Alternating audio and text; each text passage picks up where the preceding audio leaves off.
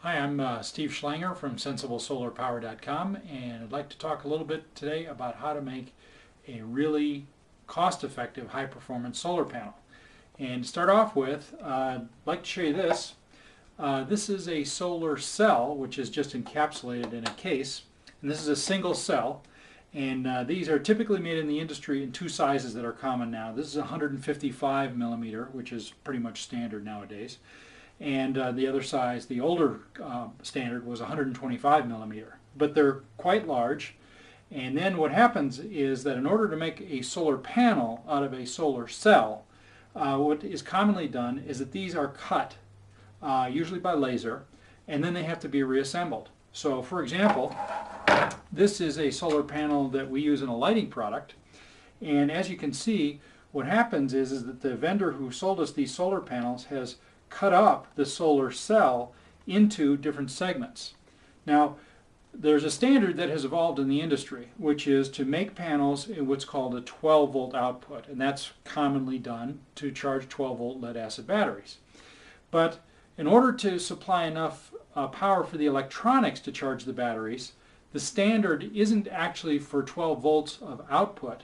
It's actually for quite a bit more than that. So the standard is that you'll find in solar panels that pretty much everywhere you would buy is that 36 of these solar cells are used to make a panel. Now you might be asking, wait a minute, this is a pretty big cell. They don't look like this big in here, and that's because these are small cut up segments.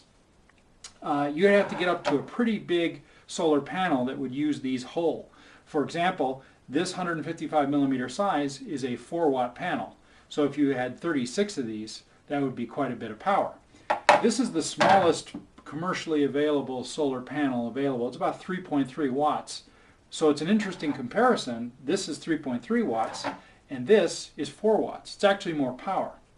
So to use our technology from Sensible Solar, in order to make a cost-effective panel, we don't have to string so many together in series because this involves quite a bit of labor. It's very expensive.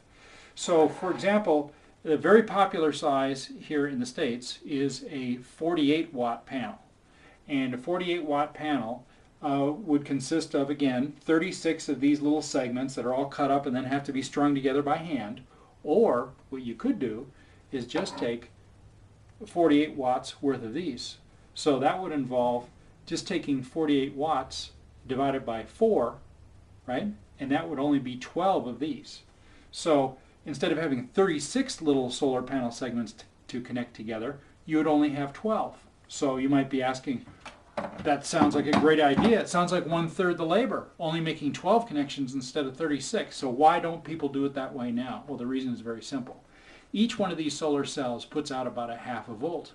So if you were to use 12 of them to make up your 48 volt panel, then you would only have 6 volt output, and that wouldn't be sufficient to support the 12 volt standard. So the difference is our power electronics. We have a proprietary chip which is based on patent pending technology.